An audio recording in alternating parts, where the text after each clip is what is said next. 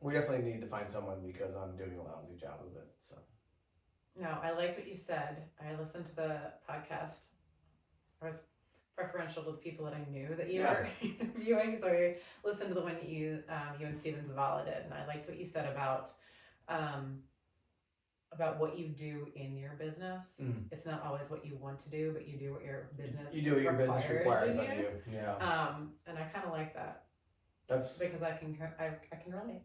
Well, I guess we'll probably include this on the podcast and segue. But it's I have fallen into the trap in the past of declaring what I want to do, and because I'm the business owner, that like that's what I'm gonna go do.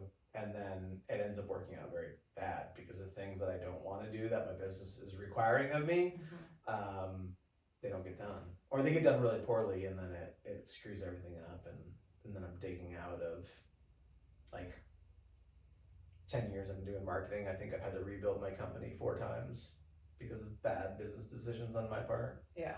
So yeah, you gotta do what your business requires of you. Yeah, and it's tough, especially being small. I mean, they always say you shouldn't be working in your business, you should be working on your business. But early on, when you don't have the funds to hire all the right people to do it, you're going to be the one that's doing the things so you can get to the business to the point where you can hire who you want to hire and do that job. Yeah, I always, whenever I hear that from people, like I agree, yeah, you need to work on your business. But like people that say like, oh, you should be focusing on working on your business and not in your business, it's kind of like, do you own a small business? Because that's not how reality works. Like I understand that's the idea and it sounds great and it looks good on a meme, but like it's not how it works. Like, yeah, like right now not CEO. I'm the CRO, Chief Revenue Officer. Okay. So I'm responsible for all revenue, external, which is sales and marketing, internal, which is bookkeeping, CFO stuff. Sure. I'm also doing the video editing and podcast editing and all sorts of crap because that's what I have to do. Yeah. Well, I'm thrilled to be here with you. Well, I'm happy to have you, and I appreciate you coming. I'm excited that you came to the farm. For people watching or listening, Katie Tansey. Now you do a few things, so I don't want to make you so you own your own business. I do. But you do a few things. So why don't you deliver that to the audience? Ooh, all right. Well, first and foremost, I'm one of the founders of HR Resolved, which is an outsourced HR partner who works with small to medium-sized businesses, presently anywhere, we say, from like New York City up to like Lake Placid, New York. Business has evolved over the years. We're still coming back post-COVID, I would say, which is nice. This is the first year that I feel like people are actually coming to us wanting HR support. Yeah. The nice thing too is the size of our business today is what Bill and I want it to be. So I'm able to take on the HR clients that I want to work with. Yeah. Where earlier on when we were trying to grow a team of people to service the clients, it was basically like you took any and all clients that you wanted to work with. So it's cool because I can actually, we were forced just based on staffing to downsize, and we picked the clients we wanted to work with. And now when people come to us, we kind of find out what their needs are and determine if they're the right fit for us. So that is, at the end of the day, I am the HR lady, as Bill likes to say. And it's great because there's so many pieces of what I do within HR that really lend themselves well to the nutrition coaching aspect. So during COVID, when we had to make some changes in the business, I looked at Bill and I said, I really would like the opportunity to do something that fuels me, that if I'm not going to be able to lead a team of HR professionals as I had initially thought the business, that's the direction we were taking it, and help groom and grow them, I want to do something that allows me to kind of fulfill myself in something that I'm truly passionate about, although I recognize that might sound bad that I'm not passionate about HR. I would say that HR found me, and I tend to be very good with it because I'm very good with people. But my passion has always been health and nutrition. In college, I started off as a nutrition major, made some decisions that in hindsight probably should have made those degree changes. I should have stuck it out in nutrition, but at the time I felt like what we knew of nutrition jobs were really going to be to work in a hospital facility, a hospital setting. And I didn't see myself wanting to work in a hospital setting with like sick patients. What we know now about sports nutrition and performance and that type of thing is really what I enjoy. And so I got my nutrition coaching certification around 2020, I guess. Okay. 21? No, COVID was 1920, so it was 2021, in around the end of 2020, 2021. And I'd like describe it right now as a boutique nutrition consulting company, so to speak. I operate just under Katie Tansey. I've got a website, katietansey.com, and I really help people focus on nutrition, better choices, and I throw in clean beauty in there as well, because I think there's so much about what we put in and on our bodies that truly matters.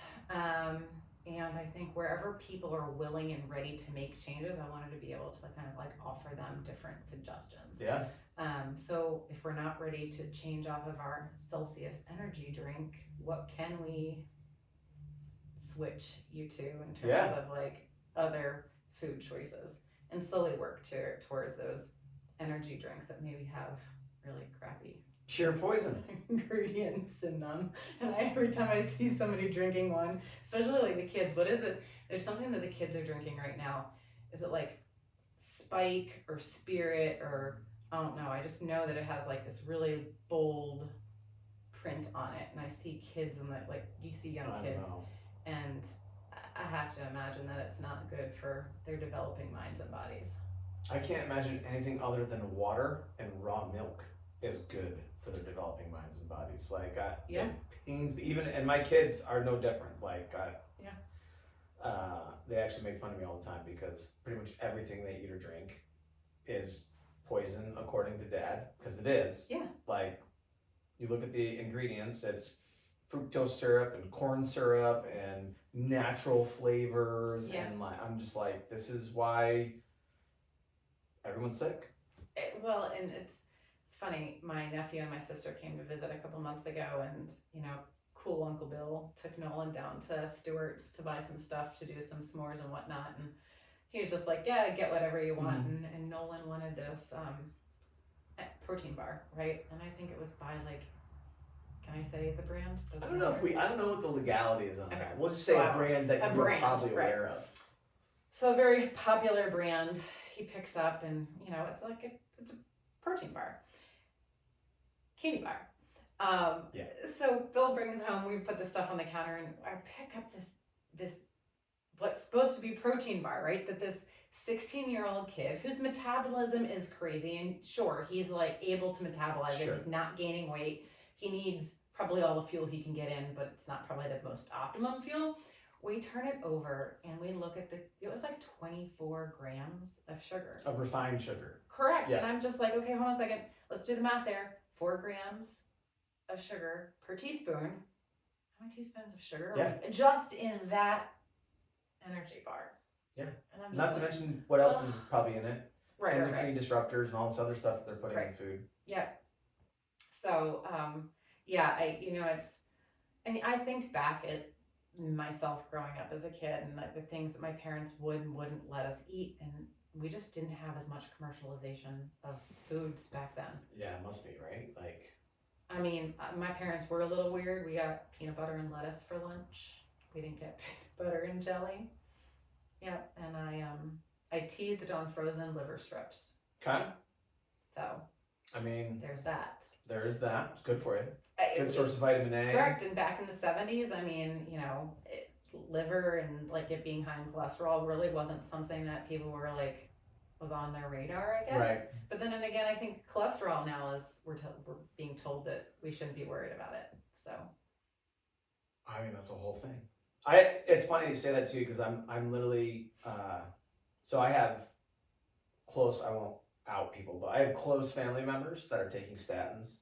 Okay. And one of my very, very, very close friends on statins. Mm-hmm. And like, statins have to be one of the most awful things for your body, regardless of what the health condition is, and like especially for long-term use. And it's like one of the most prescribed pills in America currently. So, a statin. Okay, sorry. Yeah. I'm thinking when you said statin, I was thinking GLP-1.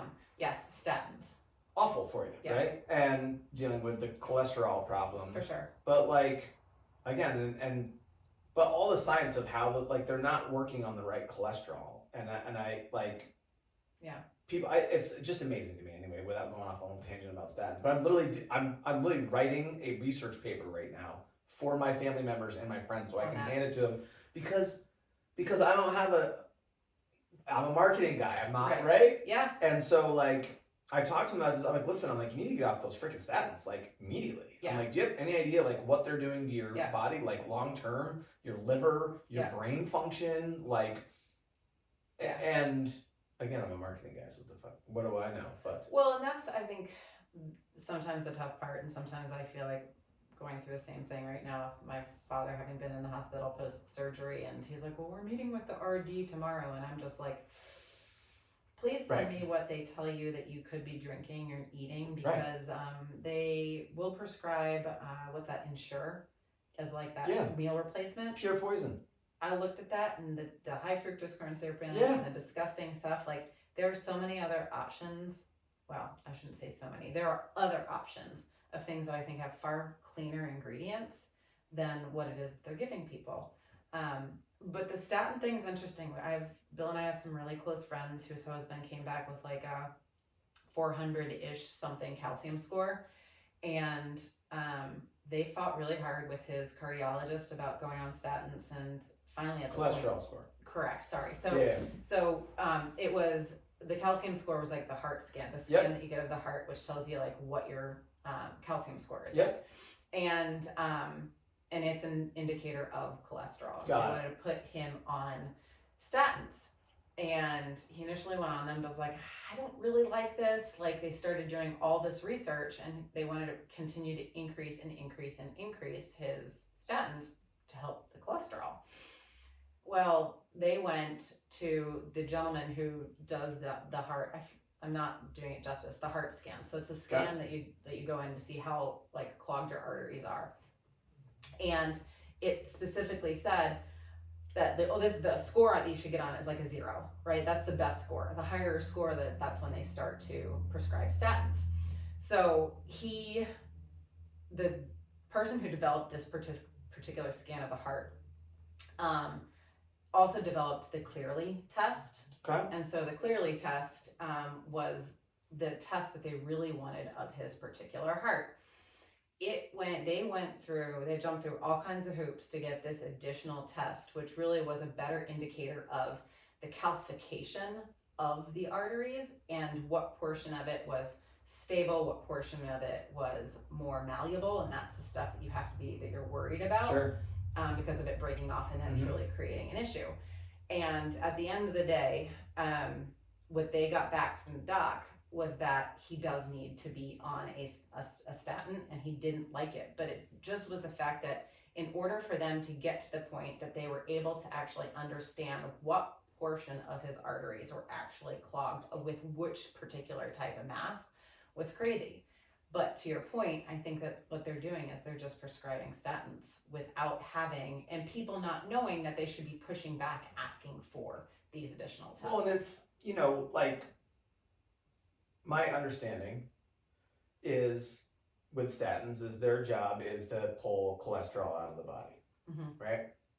And the challenge with that, though, is that the things that are clogging arteries are going to be your super low density lipoproteins and glucose through glycation, right? So and statins does not work on glycation, and statins also don't work on the super low density. They actually work on the large molecule LDLs. Yeah. And so which are cardiovascular neutral. So that's the whole thing about statins is they really don't do the job that they're supposed to do.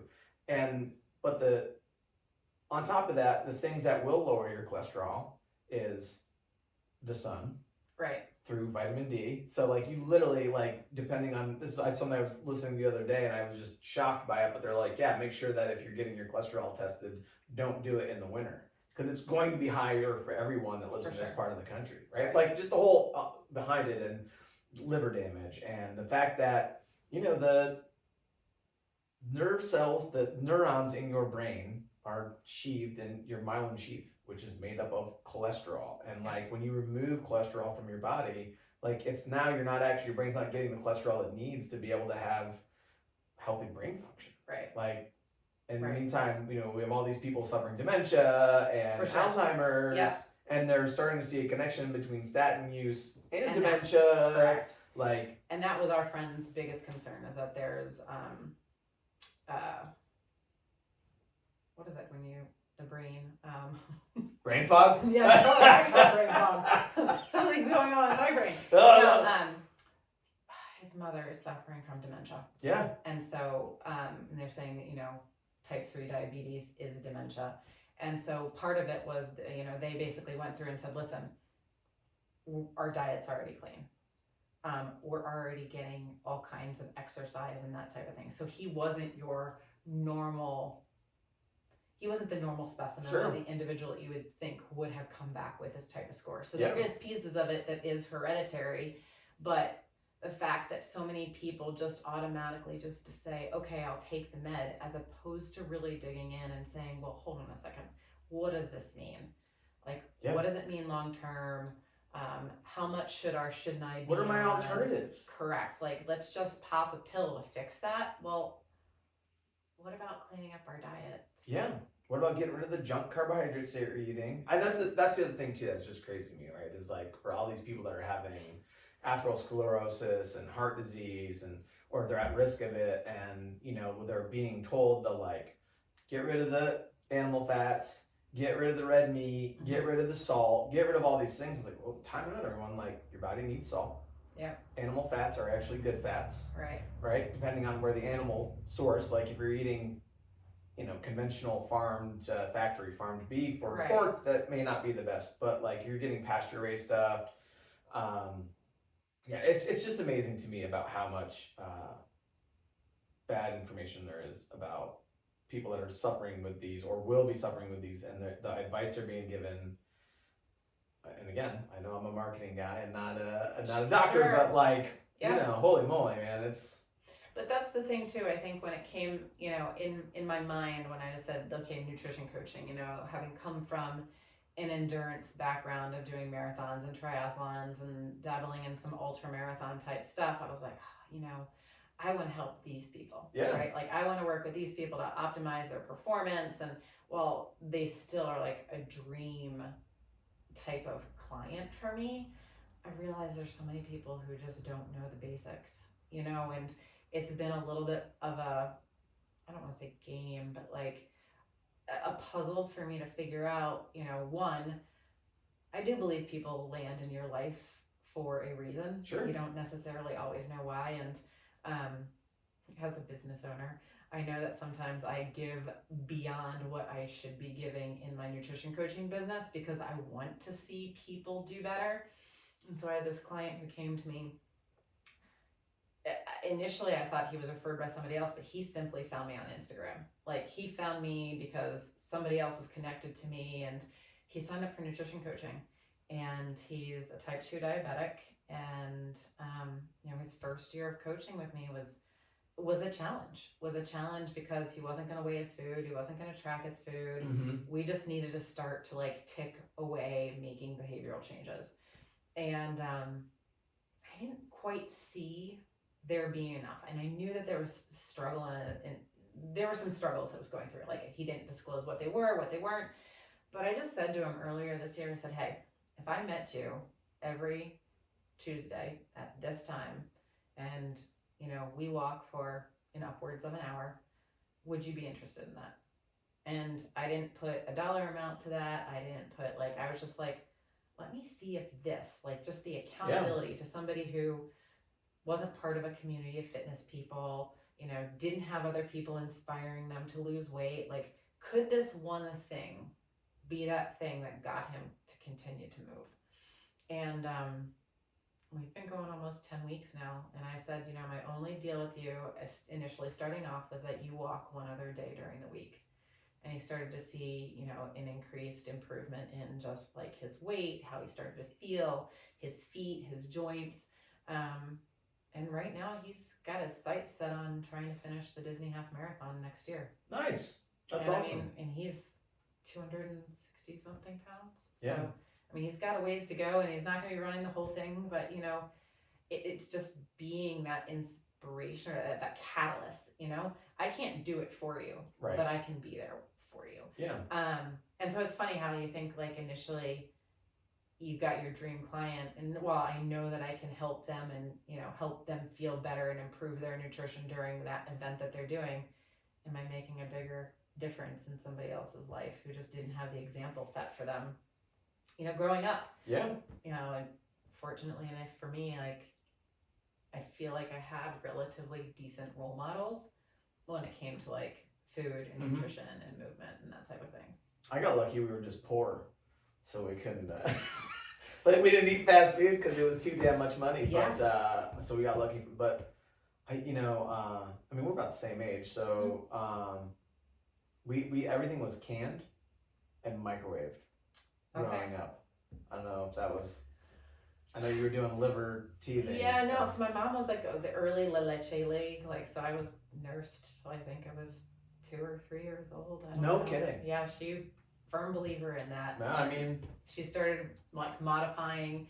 We weren't by any means. We were like middle class growing up, and we didn't go without. But it was also a different time. You look at like what your kids have access to today, and what my nieces and nephews. Yeah, it's gross. But like, what about the opposite? A pomegranate? Did you eat a pomegranate as a kid growing up? I didn't know what a pomegranate was until they started doing that big pomegranate craze back in like late 90s. How about an avocado? Like, no. We didn't have the distribution channels for food weren't then what they are today. Yeah. And so on top of not only having processed food industry having grown tremendously, I think general improvements of distribution channels for food have improved. But I look at the foods that like salmon. I don't think we ate salmon as a kid. And my brother's kids will house a piece of salmon. Yeah. Yeah, it was like a special treat for me when we go to the Ponderosa. And I would get Ponderosa. And I'd get like a big piece of tuna or swordfish. It was swordfish. They had swordfish steak. That was just amazing. My grandparents loved Ponderosa. What's not to love? Like big that place old, is amazing. No, what was Shoney's? All you can eat ice cream. Shoney's? Did they have Shoney's up here? I'm not familiar about Shoney's was kind of like the same thing, but it was more a southern, I think, down south. And we went there sometimes on vacation. So, so you're talking about the guy that you're working with, right? So, like, when you're working with people from a nutritional coaching standpoint, like, what does that typically look like for you? The premise of how I typically work with clients is based on the macronutrients, is helping them understand, depending on what their goal is. Is the goal weight loss? Is it building muscle? Is it cutting for something? Is it performance because you're training for an endurance event and you need to make sure you've got adequate stores of energy for these like 3+ hour long exercise or workouts? But it would typically start with like them understanding what their goals are, understanding sort of what their current workout routine looks like, how much movement are they getting on a day-to-day basis, and then leveraging your typical proteins, fats, and carbs, fiber in there too, because I think that's a good indicator of how whole foods based somebody's nutrition really is how much fiber they're able to get in, because most women need 25 grams of fiber a day, men 30, and most people are getting between 12 and 15 grams of fiber. And that recommendation level is probably low as it is. Correct. Yeah. So I think that's like the USDA recommendation level. I think it's like 30 grams for men. Something like possibly. that. It's it's the target that I feel like, and I don't know when the last time was that you actually tracked your macros. But it's I don't track anything anymore. Yeah, as somebody who I regularly track, and there's one time earlier this year I played around with a continuous glucose monitor, and it was interesting when you had that in there and you knew how much fiber plays in helping balance out or I know it's huge. that, I was getting finally I was ticking away at 25 to 30 grams, 25 to 30 grams. But then all of a sudden, if you stop that focus, like just taking away blueberries for breakfast. It's like anything. If you want to grow something, you got to measure it. Correct. And in order to measure it, you got to track it. And if you're not tracking, like, no. and I don't say like I don't track anything like it's a positive thing. I just, I don't have a mechanism for tracking that I'm happy with. Okay. So like, I don't know about like the CGM. I think is fascinating, and Casey Means is a big proponent of the CGM. I think she has her own company or something like that.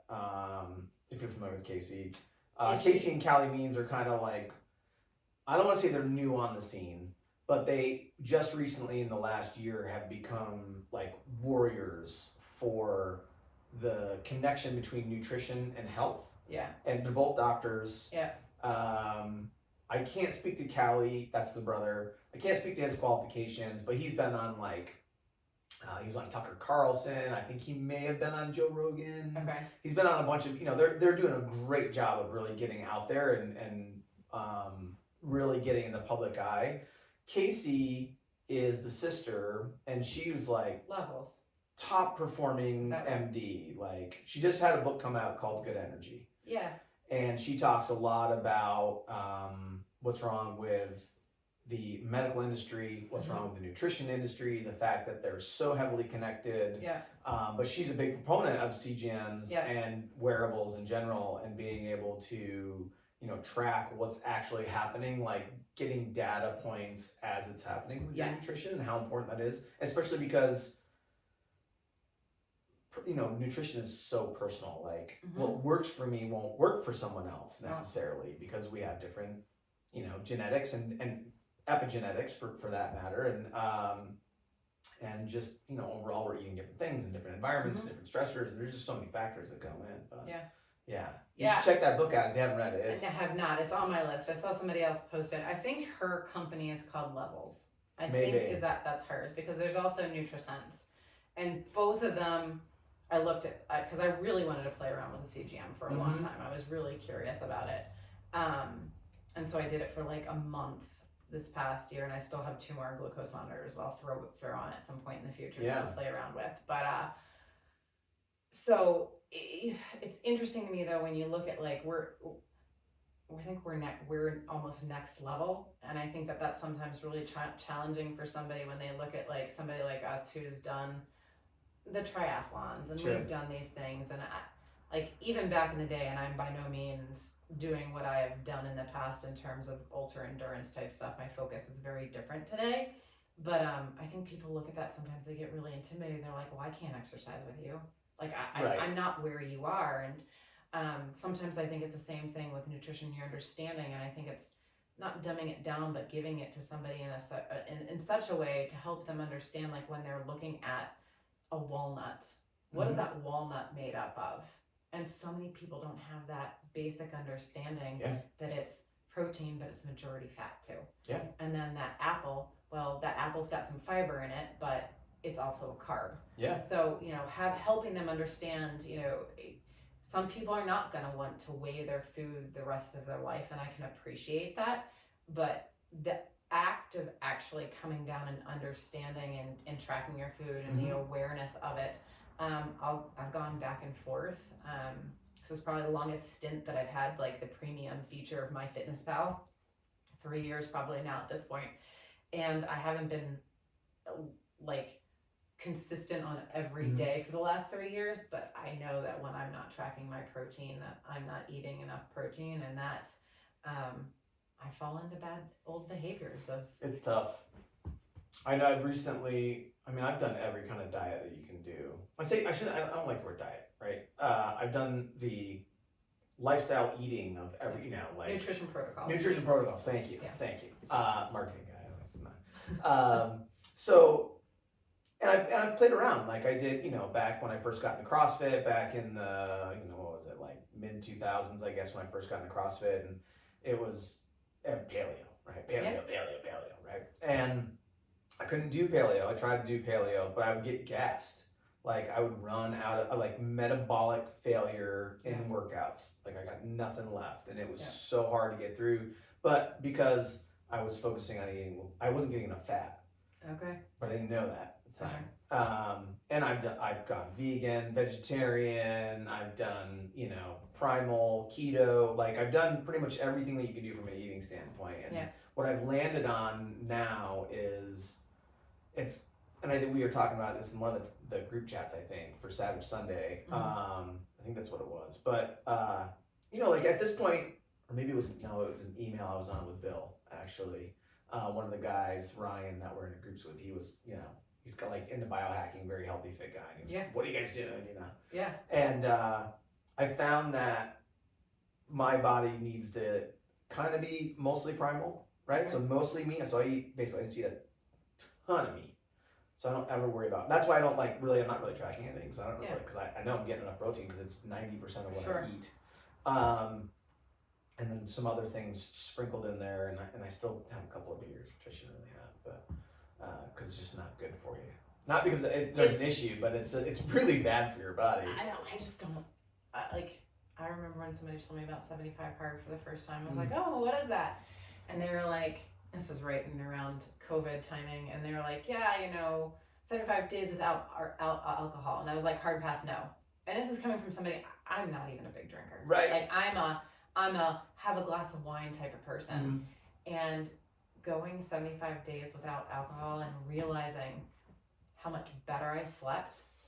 And I mean, when I'm a prime 40, I'll be 48 in December. Like I'm prime perimenopause, menopausal age, right? So I mean, you already start to have these issues with sleeping. And when I realized I didn't get the sweats at nighttime, when I didn't wake up in the middle of the night, and I was like, I know that makes me sound so like, it's not that I don't drink anymore, but it'll be a special time. Like when we're out west in the wintertime and it's a bluebird day at the mountain, and you're like, bluebird day on a ski hill out in the western part of the US, sign me up for an IPA. Like that feels right. But like on a normal Friday or Tuesday night, I'm like, That was one of my biggest challenges the last time through 75 hard was. And that's I think I texted you when we were on the group chat, and I was like, I'm done. I'm so like at that point, like the only thing 75 hard was doing for me was just keeping me from doing things that I wanted to do. And at that point I was like, I'm not becoming more disciplined. I'm not gaining any of the things from it that I gained the first 2 times I did it. Yeah. And I was just like, whatever. I'm going to do the same stuff, but I'm going to have some IPAs now and again. Yeah. Right. And I think that's when it's really, when I was training for Ironman, I had a Russian coach. I love that. There are times I will never forget, like, things that he said.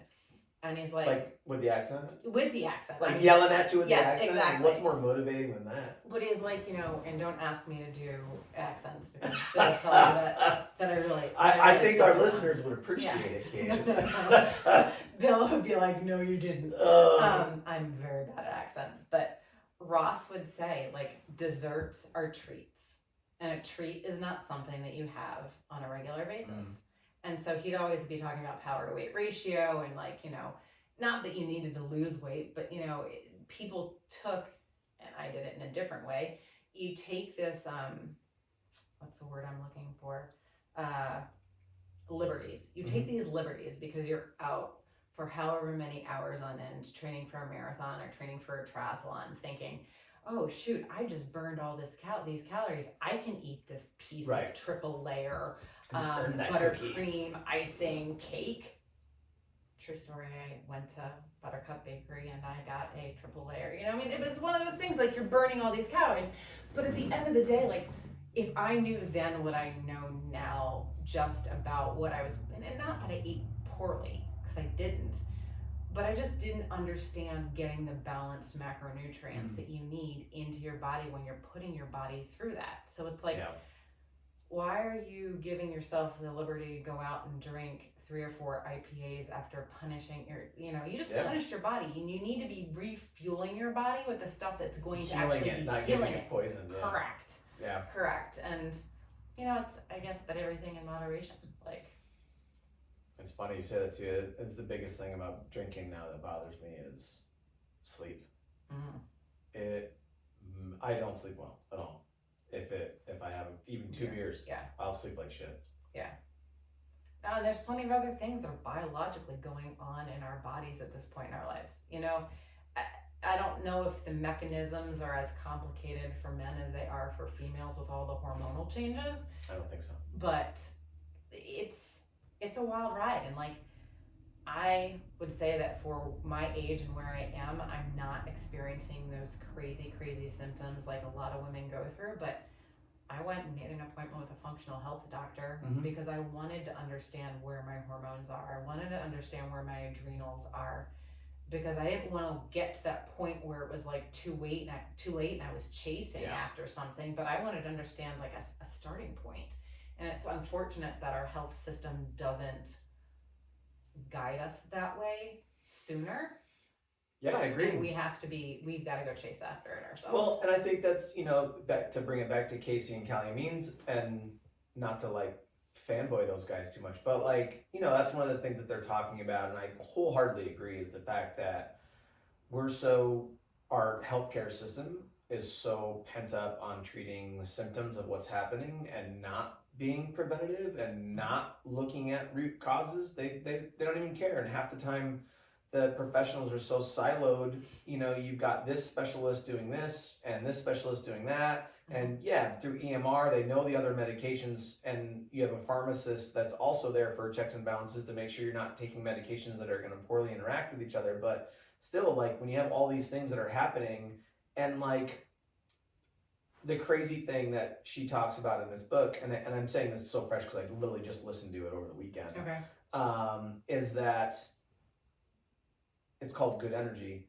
Most sickness right now in this country, in the United States, comes from what she's calling bad energy, and it really just comes down to like diet, like the food, the water, the things that we're putting in our bodies are giving us all of this sickness. And it's like, and so, like, you were talking about type 2 diabetes and like how prevalent that is now in the United States, and like younger identification of insulin resistance in children today than we've ever had. Early signs of sarcopenia in kids today that typically doesn't happen into adulthood in your 30s and 40s, and kids are seeing there's markers for it in children. Non-fatty liver disease. It's non-alcoholic liver disease, right? NALD. But basically, kids getting fatty livers without alcohol, they're kids. Like, what? And it's all because of diet. Right, and but it goes back to your point of like, people just don't know. And maybe I know a little bit because we've been doing whatever fitness protocols we've been doing for years, and it exposes you to certain things and you learn. But just how many people that like the guy that you were talking about that you're working with, like, that just don't know. They don't know what those things are. And so the funny thing is, he'll forward things to me on Instagram, and he'll say like things like, "You've made me look at food in such a different way," because it just was never something that came across like his awareness. And at one point I think people were saying that like fast food was a fiscal play. It was less expensive. So I'm gonna out Bill and I, right? Yeah. So on the way back from our trip out west, we were getting back into town, and it was just like the last day of like a 3.5 day cross country trip, and we needed to eat, right? And I'd done a really good job over the years of just going back and forth, like figuring out, I'll freeze Green Fork meals, and that's what goes on the road with us on our way out. So we get to like rest stops or whatever, and I'll go into the truck stop and find a microwave, and I'll heat up our meals. And so now it's like eliminating a lunch stop at like a McDonald's or a Wendy's or whatever, and getting this and feeling like so I've got that down to science. But coming home, you don't have Green Fork. This past year I played around with factor meals, and then trifecta meals, and just had them ordered in, and then basically put them in a cooler for the way home. But the last day we were out of the meals, and so we were getting home to a house that didn't have any food in it, and Bill's like, we went back and forth. I would have gone to 9 miles east. That would have been my choice, because I feel like one of the staple places in town that you can go and you can get a decent meal and Yeah. feel good about it, right? Well, we opted for Wendy's. Yep. I finally just was like, he didn't want to go to a restaurant, he didn't want to sit down, and so he was like, he worked at Wendy's growing up, right? I did too.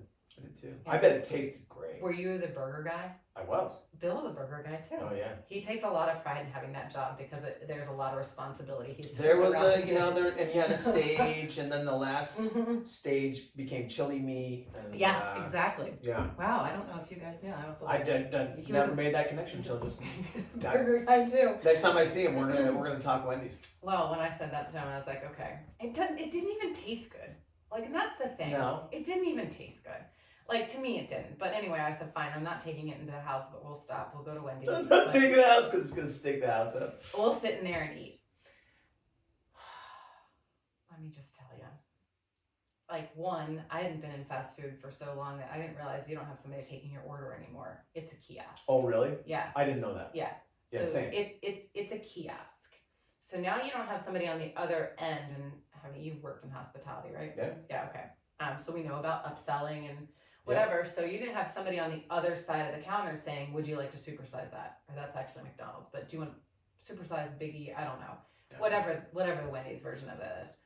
And from where we were sitting, I watched their kids. I mean, I think every person that I saw there was under 20 years of age. And every person that went up to that counter supersized what they ate. And they didn't even have somebody on the other end saying, would you like to supersize it? They naturally did it. But on top of it, what I was looking at was what the dollar signs were for every meal as they went out. And I think the average ticket price was anywhere from $16 to $18 per meal. And so then I was like, Bill, this used to be a dollar play. It's truly more a convenience play, but hold on a second. How much does one of Steven's meals from Green Fork cost? Less than that. Totally. That's for sure. I think his meals are what, $13.50 a piece, maybe? Sounds about right. A salad from 9 Miles East. When I was in there talking to Gordon, I was like, Gordon, what's there? Like, there are other options available. Yeah. People just don't know what they are. Yeah, I don't know. I'm dumbfounded by the whole fast food thing. But I think just because of how we live our lives or whatever, but I'm still dumbfounded by the grocery store. I do everything in my power not to buy food from the grocery store because 90% of what's coming out of the grocery stores is poison. It's full of seed oils and full of all these different things that are inflammatory and just bad for you and what they're doing to your body, let alone, and I haven't even thought about going to a fast food place. I can't. I know. I don't even know when the last time I ate it was. I'm a little embarrassed, but I mean, don't be embarrassed. We're human, and I will. Well, I should back up. I am known to have weak moments when I eat like crap, and I go to Stewart's. Oh, so it's right. I don't think that it's and I love their food. I mean, oh my God, give me a Stewart's coffee, a bacon, egg, and cheese on a croissant, and a fritter. Oh boy. And that's just I mean, that's just, all of it's poison. So it's funny that Stewart's came out because I just met a woman who just started working actually at 9 Miles East. She was super excited, but she was with Stewart's shops for 10 years. And I said something about their food. She goes, well, the thing about their food is, she's like, it's actually made. It's made in-house. It's actually, they make it, they source all the ingredients. So it's not like your typical Cumberland Farms or something like that, right? I mean, so they're making the food. But she's like, the challenge is it's comfort food. And so it's not meant to be healthy. It's meant for comfort. And I thought that was kind of interesting because I lumped Stewart's into a category of just your typical convenience store. I justify it because they're locally owned. Yeah. And local, you know what I mean? So their milk comes from local dairy, and all that stuff. So I on the occasion that I do eat their food, which right now I don't go anywhere near that stuff. Yeah. But I go through fits and starts throughout the year. I'm but right now I'm just I can't do it. Yeah. Now Stewart's would not be something I'd pick up for. But I've got a friend who loves, her husband loves it. It's Stewart's. And if anyone from Stewart's is listening, I'm disappointed about the change in the fritter recipe. The fritters used to be They used to be these big, fluffy fritters, and they had real chunks of apple in them. They're so good. And now they're like these thin, flat sugar bombs. And like, I don't think there's any chunks of apple in them anymore. They certainly don't have the volume that they once had. It's very disappointing. That is, I'm a fritter. I'm a bit of a fritter. So there's a couple connoisseurs that I'm a fritter connoisseur. Okay. And I'm an almond croissant connoisseur. Almond croissant? I don't even know what that is. Oh my gosh. Okay, well, we can take you on the journey of the capital region of almond croissants. Okay? So you need to have one for Mrs. London's. Okay. That's the first one I had. Is this where the croissant is made out of like an almond flour? Is that what's not almond flour? No. So what's in it is it's like an almond paste on the inside of the very flaky croissant material. Okay. And so the first one I ever had was from Mrs. London's, and it's pretty darn good. Crew Coffee also has one. I don't know who their baker is. Somebody from around here locally, they have one. Okay. But the one that we find to be the top of the list is from the Bears Cup up in Bolton Landing. I have never been there. All right. So somebody who's like a fan of the local, take a trip up. Their hours just changed from summer hours to fall winter hours, but you want to go up when they've got their almond croissants because they're the size of your face. I know, speaking of portion control. Yeah, exactly. I mean, it is about moderation. I'll do that the day before. A big race or something that you need. But yeah, I mean, we're human. If you're gonna eat that, and the funny thing is though, I know when I eat that how I'm gonna feel. And that's also just like the alcohol. Like, I love a good dessert, and I love that almond croissant. There's a place up in Concord, New Hampshire that has the best twist donut. But I know how I'm gonna feel, and so the geeky part of me makes sure that I have like a protein shake before it, or a protein shake to try to minimize it, just something to balance out what my body's gonna say about all that. Well, I can't even. Not in my 40s now. What I've developed is almost like an arthritis, but it's after I eat really sugary food. So the day after I eat sugary food, I can feel it in my hands. I can feel it in my knees. Like, I feel like I got hit by a truck. And then the next day I'll be fine, provided I don't. And that was literally like... have anything, right. Yeah. So I think I'm starting to see, because I have, like I said, cut out a lot of the alcohol. If we decide to go have ice cream or have something for dessert at nighttime, my HRV will plummet. Oh, yeah? I'll have a really low HRV reading. That's heart rate variability for anyone listening. And we've already been talking for almost an hour, so I'm not going to go into the whole thing about HRV and why that's important, but you want a high HRV, guys. So if someone's interested, well, first of all, we'll talk about where to find you, but like, and we should probably mention Saturday, Sundays too, because that's really cool. I guess, but before we do that, why don't we just talk about real quick, like, what would be some signs or quote unquote symptoms that someone might want to have a chat with you about the nutritional side of what you're doing? I think if they find themselves in a place of just low energy, finding themselves that they're not sleeping really well, that, midday they're feeling like they're crashing and they don't know why.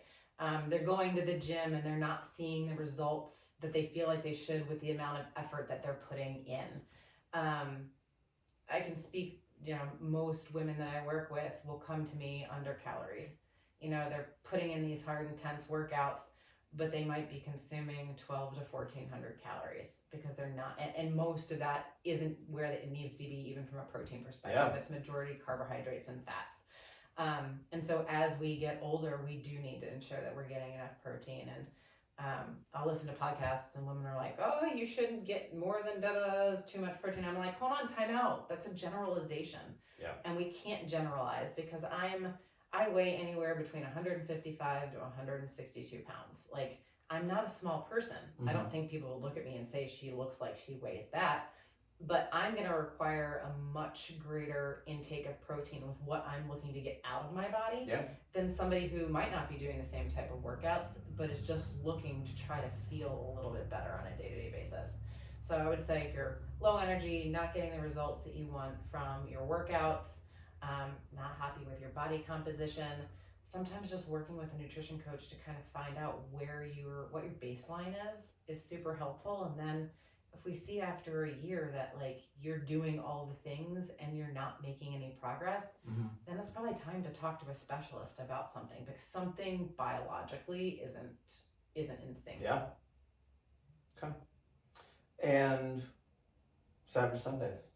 Oh goodness, Savage Sundays. So I just put out a reel the other day about 5 reasons why you should participate in Savage Sunday. But the interesting thing, the impetus for that, I think, was 2 things. One, Bill really wanted to get outside and do more outdoor workouts. Like, he really, again, goes back to like the vitamin D. Listen to a Huberman podcast about just like needing more vitamin D in our life. So that really was the impetus. But for me, at the beginning of the year, I started off the year with a theme of what I called my three C's.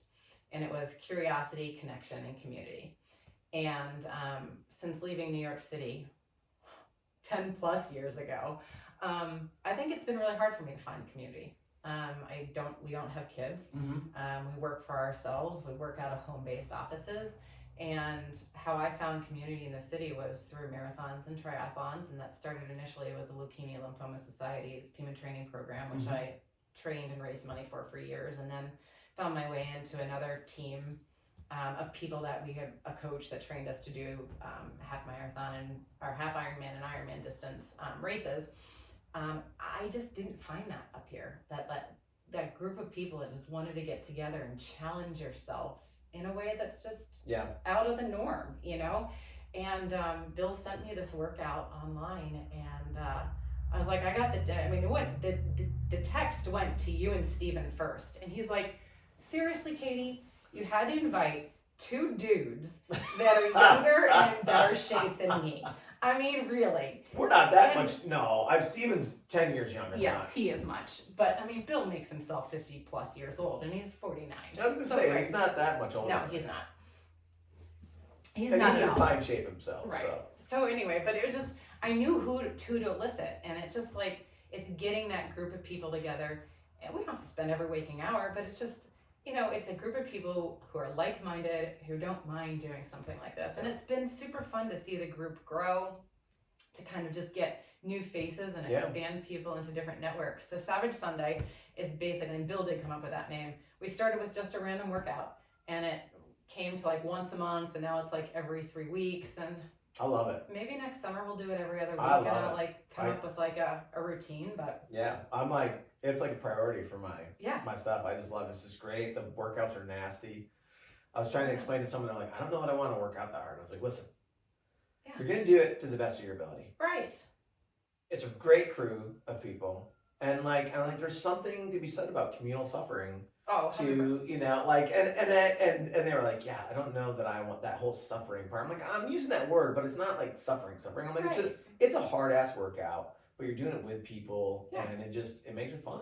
And scale it if you're not ready. I keep telling people, and again, it goes back to like when you've done something of a certain distance, people are looking and they're comparing themselves to you.